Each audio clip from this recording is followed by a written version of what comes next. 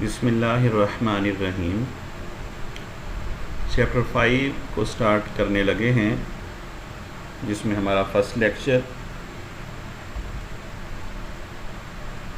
Discovery of electron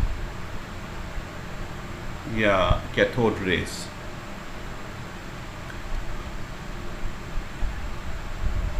इस chapter के अंदर हमने एटम के स्ट्रक्चर को डिटेल से पढ़ना है। आप ऑलरेडी वाकिफ़ हैं कि एटम के दो हिस्से होते हैं, एक न्यूक्लियस और एक न्यूक्लियस से बाहर का हिस्सा, जिनको हम शेल्स या ऑर्बिट्स कहते हैं। न्यूक्लियस के अंदर तीन में से दो फंडामेंटल पार्टिकल्स, प्रोटॉन्स और न्यूट्रॉन्स पाए जाते हैं, जबकि बाहर का जो मोस्ट ऑफ द एरिया होता है एटम का, न्यूक्लियस चूँकि छोटा हिस्सा है और ज़्यादा हिस्सा बाहर का शेल्स पे मुश्तमिल होता है, इनमें इलेक्ट्रॉन्स रिवॉल्व करते हैं। तो इलेक्ट्रॉन की डिस्कवरी कैसे हुई, इसके मराहिल को हम यहाँ पे स्टडी करेंगे। कैथोड रे ट्यूब CRT इसका कॉन्ट्रैक्शन है। इसकी डायग्राम यहाँ पे शो कर दी गई है। लेफ़्ट साइड पे कैथोड है और इस ग्लास मेड ट्यूब के राइट साइड पे एक एनोड है, और इनको बाहर एक बैटरी सोर्स के साथ कनेक्ट किया गया है। आप मुलाहजा कर सकते हैं इसमें एक वैक्यूम पंप भी आपको नज़र आ रहा है। इसके ज़रिए से हम इस डिस्चार्ज ट्यूब या इस कैथोड रे ट्यूब के अंदर से गैस के बहुत सारे मॉलिक्यूल्स को बाहर निकाल के प्रेशर को रिड्यूस कर सकते हैं। हम इसके अंदर कोई गैस या एयर वगैरह फिल कर सकते हैं।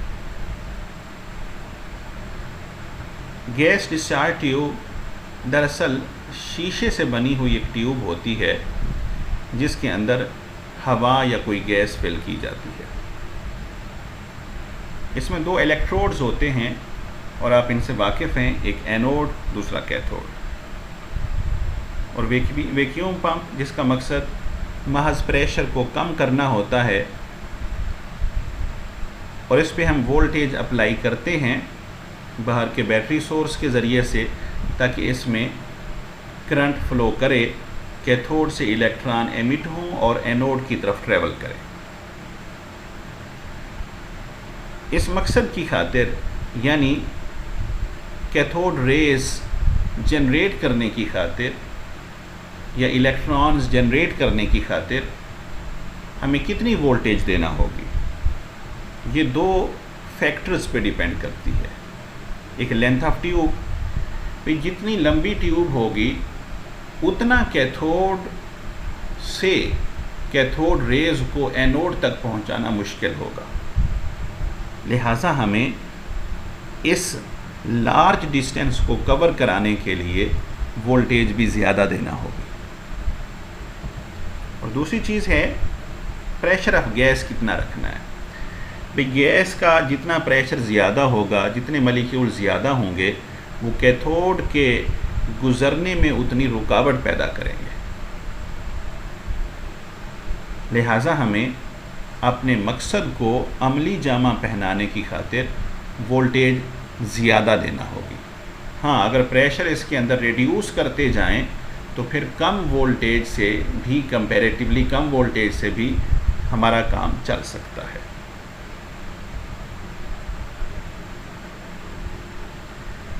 ऑर्डिनरी प्रेशर पे, यानी एक आम प्रेशर पे, इसमें से करंट नहीं गुज़र सकता,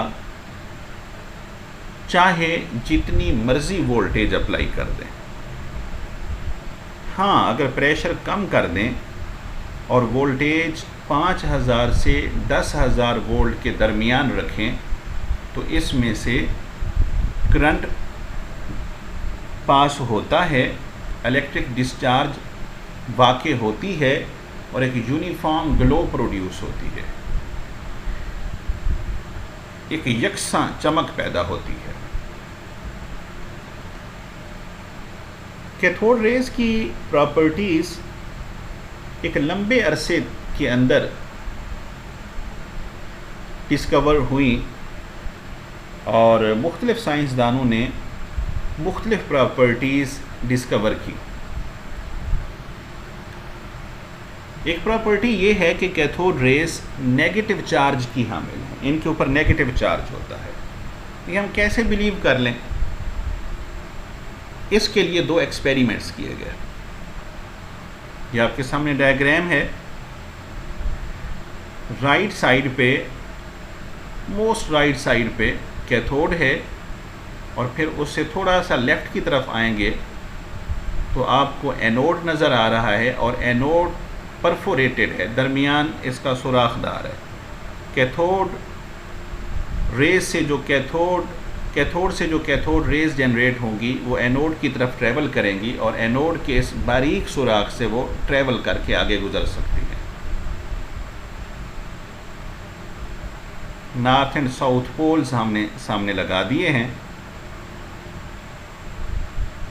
और बिल्कुल इसके ऊपर पॉजिटिव चार्ज और नीचे नेगेटिव चार्ज यानी इलेक्ट्रिक फील्ड भी अप्लाई कर दिया है। नॉर्थ एंड साउथ पोल ये मैग्नेटिक फील्ड कहलाएंगे और पॉजिटिव और नेगेटिव प्लेट ये इलेक्ट्रिक फील्ड कहलाएंगे।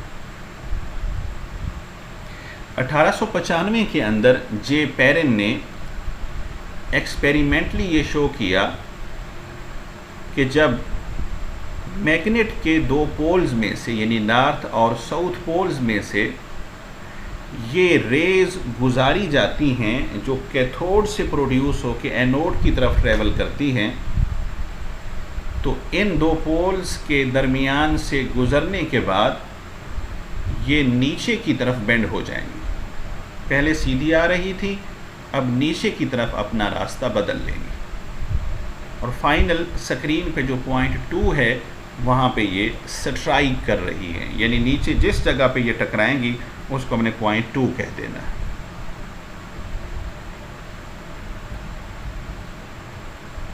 दो साल बाद 1897 में जे थॉमसन ने एस्टैब्लिश किया कि इन कैथोड रेज के ऊपर नेगेटिव चार्ज है। तो इसने जे पेरेन के बरअक्स इलेक्ट्रिक फील्ड अप्लाई किया। अब नॉर्थ और साउथ पोल्स को यहाँ से हटा लें, ऊपर पॉजिटिव प्लेट और नीचे नेगेटिव प्लेट लगा देंगे। पहले लेफ़्ट साइड पे नॉर्थ और राइट साइड पे साउथ था। हम स्क्रीन की तरफ अगर बैठे हुए देखें तो अब ये नॉर्थ और साउथ पोल हटा दिए, ऊपर पॉजिटिव प्लेट और नीचे नेगेटिव प्लेट लगा दी, जैसा कि वो वाइट कलर की आपको प्लेट्स नज़र आ रही हैं।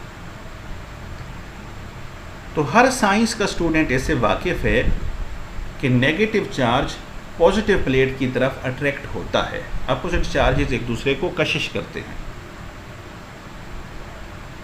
और जो ही ये प्लेट लगाई, मैग्नेटिक फील्ड की गैर मौजूदगी में ये इलेक्ट्रिक फील्ड जब अप्लाई किया तो कैथोड रेज थोड़ा सा पॉजिटिव प्लेट की जानिब बेंड हो गई। चूँकि इनकी स्पीड ज़्यादा थी तो 100% तो पॉजिटिव प्लेट के ऊपर जाके तो न टकराई, मगर थोड़ा सा ऊपर की तरफ ये बेंट हो गई और पॉइंट नंबर 3 पे जाके इन्होंने स्ट्राइक किया। तो ये इस बात की दलील है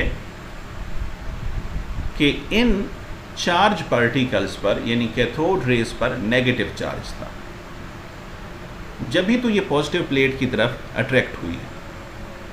और मैग्नेटिक फील्ड के केस में वो डाउनवर्ड क्यों आई हैं? क्योंकि उनके ऊपर नेगेटिव चार्ज था।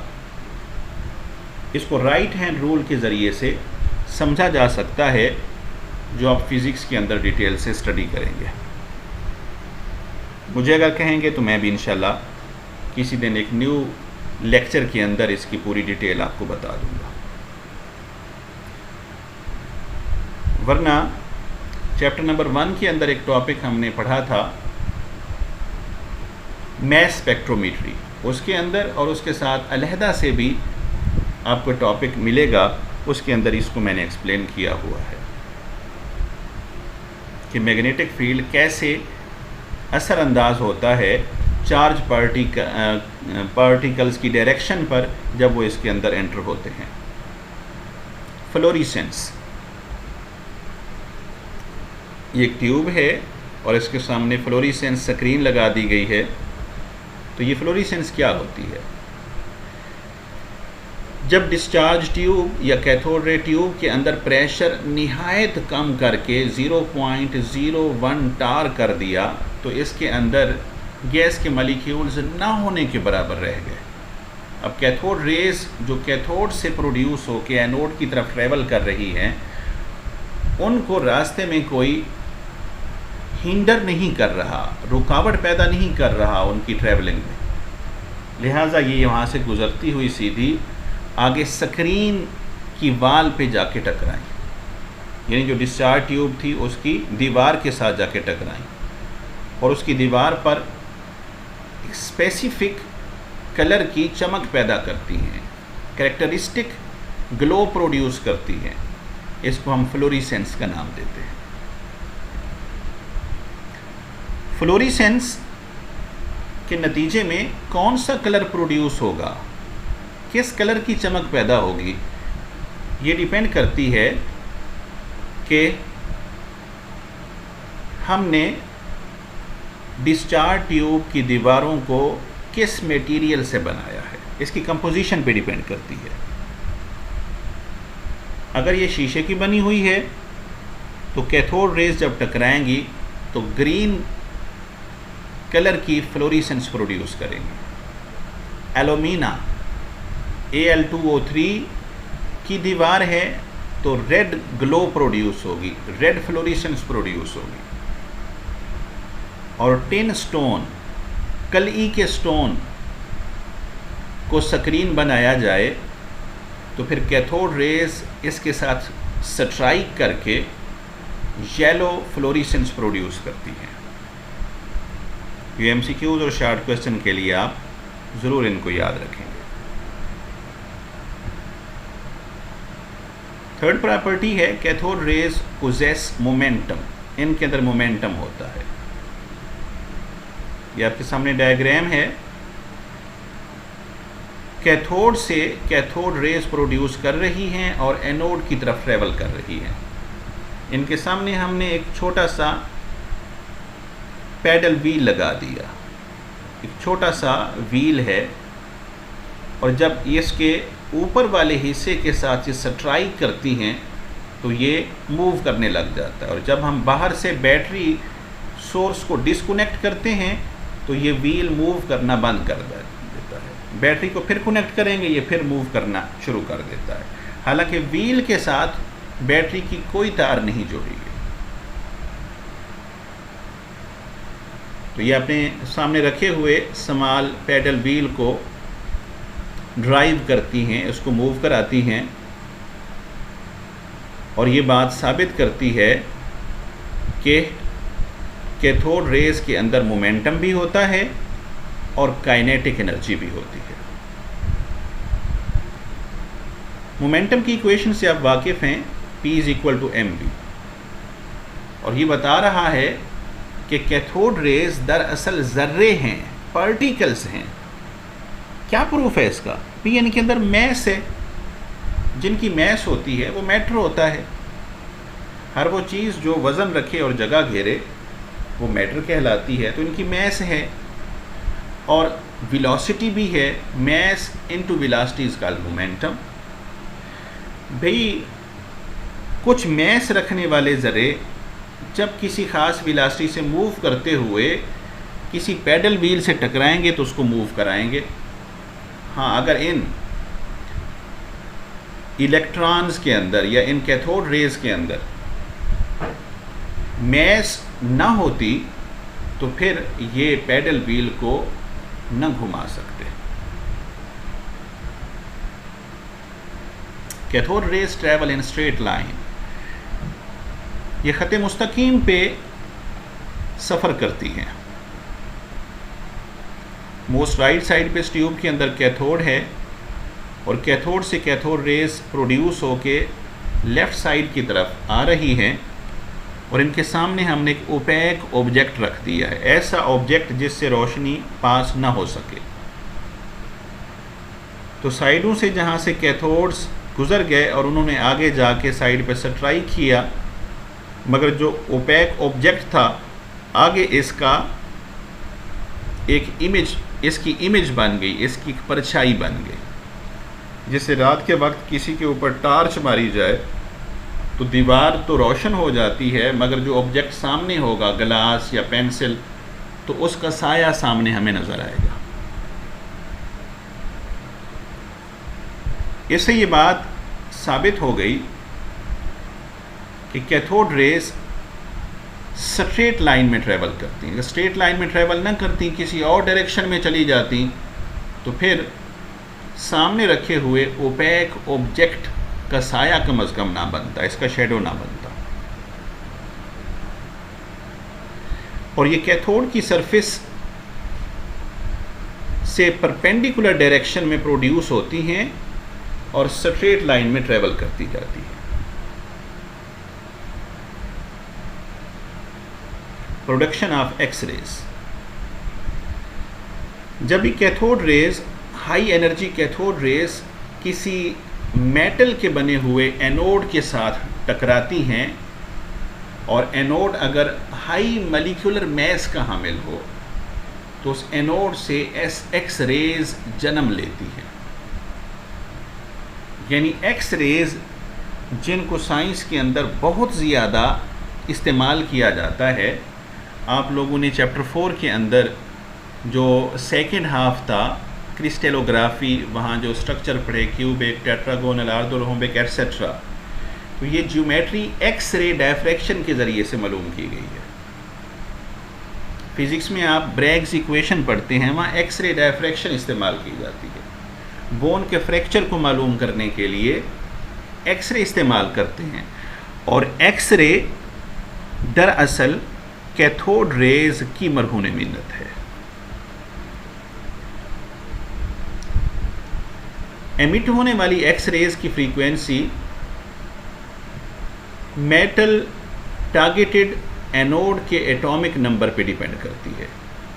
इस पॉइंट की डिटेल इस चैप्टर के हाफ के अंदर इंशाल्लाह आएगी। Effect of heat, cathode rays जब किसी मैटर के ऊपर फॉल करती हैं तो उस मादे को, उस मैटर को हीट अप कर देती है, उसका दर्जा हरारत बढ़ा देती है।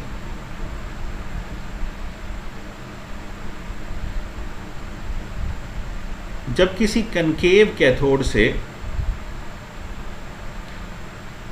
कैथोड रेज प्रोड्यूस हों और वो कन्वर्ज हो रही हों प्लेटिनम फाइल के किसी स्पेसिफिक पॉइंट पर,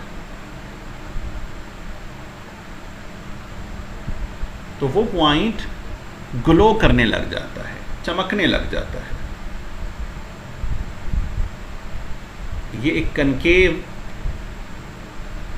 मेटल है, इसका आप कैथोड बना लें और इससे, इसके सामने हमने ये एक फाइल रख दी है, फ़र्ज़ करते हैं कि ये प्लेटिनम की है। तो इसकी सरफेस से जो कैथोड रेज प्रोड्यूस होगी वो ख़त मुस्तकीम पे ट्रेवल करेगी और इस कैथोड की सरफेस के परपेंडिकुलर होगी। लिहाजा जो सेंटर पार्ट है उसका परपेंडिकुलर बिल्कुल राइट साइड पे आएगा। इस तरीके से ये ऊपर के पॉइंट से परपेंडिकुलर और ये बकिया लाइंस है। एक जगह पे जब बहुत सारी कैथोड रेज कन्वर्ज हो जाएंगी, एक जगह पे फॉल करेंगी, तो वहाँ का दर्जा हरारत बहुत बढ़ा देंगी और एल्युमिनियम के उस सरफेस के ऊपर हमें चमक पैदा होती नज़र आएगी। एल्युमिनियम चूँकि लाइट को रिफ्लेक्ट करती है, इसलिए वहाँ पे हमें ग्लो नज़र आएगी। Ionization of gas, cathode rays जब किसी गैस से गुज़रती हैं या हवा से गुज़रती हैं तो उसको आयोनाइज कर देती हैं। आयोनाइज का मतलब है आयन में बदल देना। आयन्स में कैसे बदलेंगी? फ़र्ज़ करते हैं m एटम्स हैं किसी गैस के और उनके ऊपर ये इलेक्ट्रॉन यानी कैथोड रे उनके साथ टकरा रही है। जब वे वैलेंस शेल के किसी इलेक्ट्रॉन से ये इलेक्ट्रॉन या कैथोड रे टकराएगी तो चूँकि ये मैस रखती है और इसके पास एनर्जी भी है, और जब ये टकराएगी किसी इलेक्ट्रॉन के साथ तो अपनी एनर्जी और अपना मोमेंटम उसको ट्रांसफ़र कर देगी और वो इलेक्ट्रॉन मेटल के वैलेंस शेल से आउट हो जाएगा। नतीजतन एटम आयोनाइज होकर कैटाइन में बदल जाएगा और एक इलेक्ट्रॉन जो टकराया था और एक इलेक्ट्रॉन वैलेंस शेल से निकला तो 2 इलेक्ट्रॉन आपको नज़र आ रहे हैं। इसी तरीके से अगर किसी एटम के वैलेंस शेल में 2 इलेक्ट्रॉन हैं तो वो दोनों भी निकल सकते हैं, तो m+2 आ जाएगा and so on. Penetration power, cathode rays किसी चीज़ के अंदर कितनी धंस सकती है, कितनी पेनिट्रेट कर सकती है। अगर एक बारीक सी मेटल की फाइल हो, एक बारीक सी पतरी हो जैसा कि एल्युमिनियम या गोल्ड वगैरह की, तो उसके अंदर कैथोड रेज पेनिट्रेट कर सकती हैं। reducing effect, they can cause a chemical change in a substance to which it strike। जिस सब्सटेंस के साथ कैथोड रे टकराती है उसके अंदर केमिकल चेंज लाने का सबब बन सकती है, और ये केमिकल चेंज कैथोड रेज की रिड्यूसिंग इफेक्ट रखने की प्रॉपर्टी के बायस है।